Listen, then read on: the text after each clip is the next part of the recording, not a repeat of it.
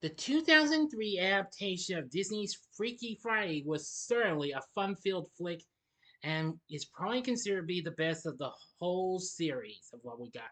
And 22 years later, after that film, we got a new sequel in the form of, Freakier Friday, now playing in theaters. But is this new sequel anywhere as freaky and funny as its predecessor?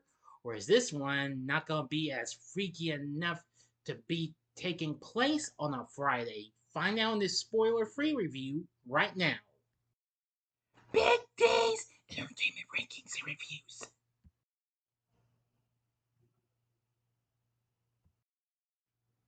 So, greetings, my fellow YouTubers, and welcome to Big D's Entertainment Rankings and Reviews.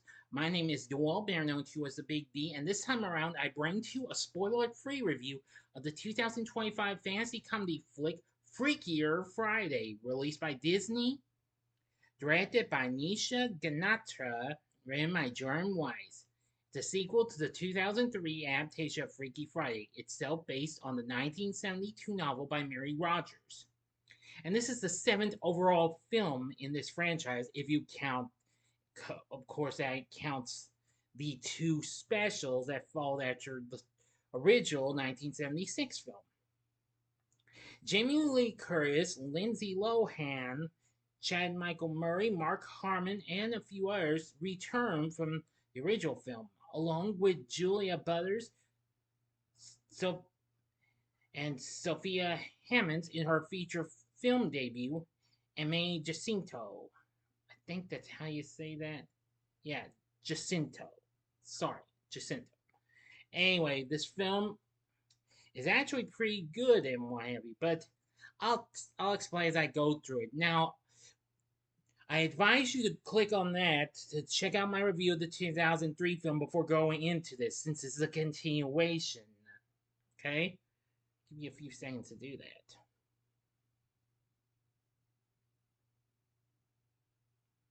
Alright, now then. 22 years after the events of the first film, Anna Coleman has become a music producer and manager and has the help of her mother Tess in raising teenage daughter Harper. Harper is squabbling with a new classmate, British immigrant Lily Davies. And once the two cause an incident in chemistry class, Anna is called to the principal's office, meets Lily's father Eric, and they fall in love. 6 months later, they are engaged, and the already arguing soon-to-be stepsisters are dissatisfied with Harper afraid her mother will move to London and leave her behind with Tess, while Lily wants to return to London rather than remain full-time in LA. The two eventually start a food fight at a bake sale that lands their class in detention. During Anna's bachelorette party, Anna and Tess and later Harper and Lily have separate palm readings from the supposed psychic Madame Jin, who warns the two duos about their fractured lives. An earthquake then occurs, which only the four feel. The next morning, they discover they have switched bodies. Anna and Tess are now Harper and Lily, and vice versa. And thus the fun begins. But that's all the story I will tell you. If you really want to know what happens after this, then you must see the movie. From what I've seen of Freakier Friday, I actually thought it was pretty good. While I liked it almost as much as the first one, but well, its predecessor, but not 110% though. But it still has its moments and what have you, and it does provide some emotional depth and what have you. So I gotta give it credit for that. Now then, so far it's done pretty well. On Rotten Tomatoes, it sits at 73%, while it's lower than its predecessor. They say the film doesn't reinvent the original story so much as it swaps the formula around for a frothy good time, with Jamie Lee Curtis and Lindsay Lohan easily slipping back into roles that fit them like mixed and matched gloves. Metacritic has a score of 61, and audiences' Palm Cinema score gave it an average A grade. Entertainment Weekly gave the film an A minus, and according to Marie Lee Lenker, described it as A heart's leave ode to strengthening and forging bonds, the power of deep and unconditional love, and the warmth and safety of one's chosen family, most especially when it's at its freakiest. We got a 3 out of 5 star bit from Ollie Richards from Time Out, saying there are almost endless holes you could pick in its logic and storytelling, but it gives you few reasons to want to. This Friday's freakier, but it's kind of funner too. I actually do agree. I found the film to be pretty fun and what have you, just like the, its predecessor. It does have lots of silly moments and what have you, and I really feel like it had what it took to do well. While as I've said already, I like this almost as much as the first, but not 110%. Still, I gotta give them credit for what they had to do. Now then, the film's director is Nisha Ganatra, who is a Canadian American film director. Now I'm trying to check my. Now this person's directed several films, but most of them I'm afraid I'm not too familiar with. Now, the only films that I know of that she had recently done include the 2020 dramedy flick The High Note with Tracy Ellis Ross, which that was her last film. See, and Late Night with Emma Thompson and Mindy Kaling, which was a recent hit for Amazon.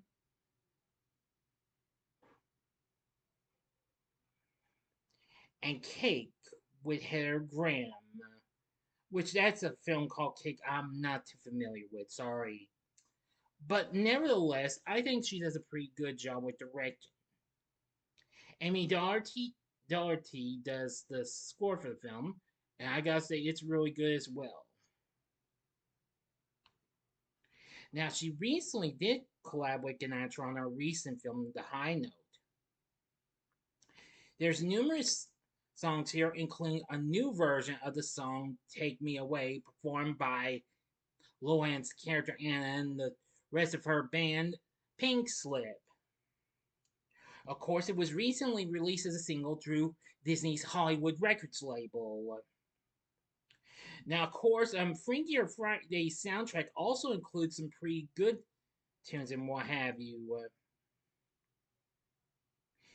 including a new cover of Ultimate, which Lohan sung in the end of the first one, done by a group called the Beaches. So anyway, I will say that's pretty cool in my view. There's other music, but there's some that's not even on the soundtrack that I actually heard. And one of them was actually a cover of David Bowie's Rebel Rebel. But I'm afraid I'm not finding it. I'm looking. I can't find it. But yeah, I'm surprised that was on there. But anyway, so you got to admit the soundtrack's pretty good and what have you. But anyway, throughout the film, I really like how the both Harper and Lily now, well, who are now Tess and Anna again to so much predicament in my view, while Tess and Anna are again to so many predicaments, who are in Harper and Lily's bodies. Yeah, really something. Jamie Lee Curtis is once again good as Tess. Lindsay Lohan back on the big screen for the first time in out well, maybe not completely long since she recently had a cameo in the Mean Girls musical film last year. Yeah, I didn't want to give that because I did a spoiler free review of that. But it's good to see her on the big screen again after she had recently done a couple of films for Netflix.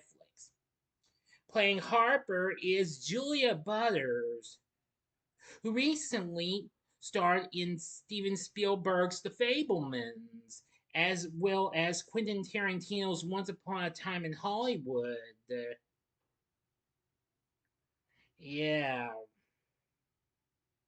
And she's also been on several television shows as well. Playing Lily is Sophia Hammons. Now, she's been in some films, but I'm afraid a lot of them I wasn't familiar with. She recently did appear in the recent reboots of Disney Channel's Under Wraps films a few years back.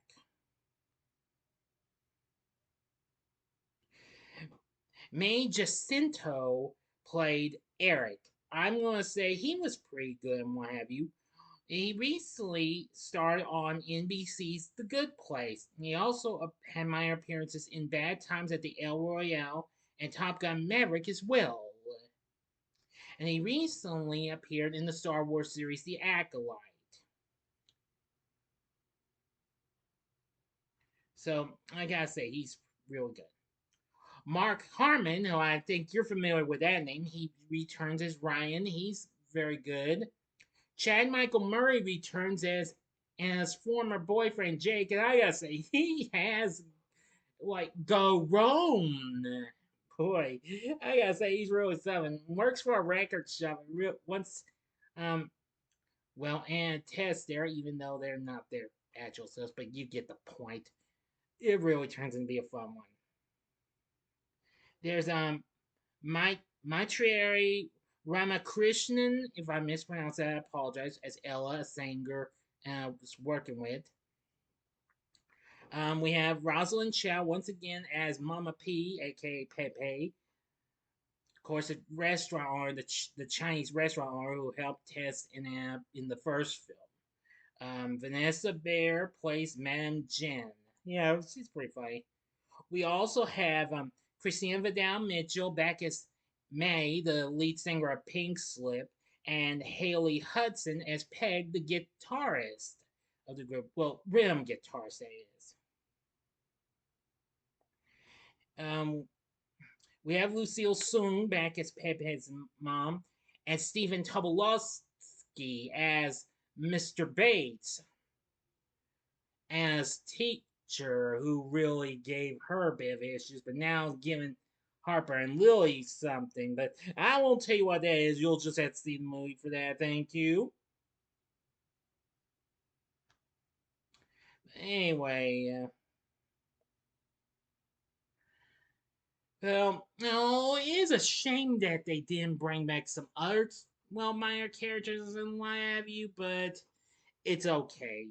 From what I've seen, Freakier Friday was absolutely really good. So far, it's already made over 12 million. So that's good. I hope for the best it does pretty well and what have you. So Freakier Friday, it's pretty good. I liked it almost as much as its predecessor, but not much though. But I still think it was a good film. So go see Freakier Friday. I think you'll enjoy it. If you like the first film, and I do mean the 2003 film, not the first film, then I think you'll enjoy this one as well. For my score, I'm giving Freakier Friday 5 stars, which of course mean on a scale of 1 to 10, it gets a 10. So what did you think of Freakier Friday? Let me know in the comments section below. If you like this video, click the like button, subscribe, and be a part of the Big D Nation. Continue to help support my channel, and you know the rest. Join me next time when I bring to you a review of National Lampoon's Van Wilder. So if you like this, check out my reviews of these other Freaky Fridays. The upper left-hand corner is my re-review of the original from 1976 with a young Jodie Foster, which I just found she was approached to have a cameo on this, but, well, unfortunately, for some reason, she didn't get a chance. Oh, well. The upper right-hand corner is my recent back-to-back review of the 1995 and 2018 made-for-TV takes on Freaky Friday. Or if you want more Lohan, you can check out my review of this underrated film she did for Disney in 2004, which is Confessions of a Teenage Drama Queen. And the bottom right hand corner is the button you can click to subscribe. If you like rankings and reviews on movies, TV, music, video games, etc., then I'm your guy. Thanks for watching. Until next time, I'm the Big D saying, see ya.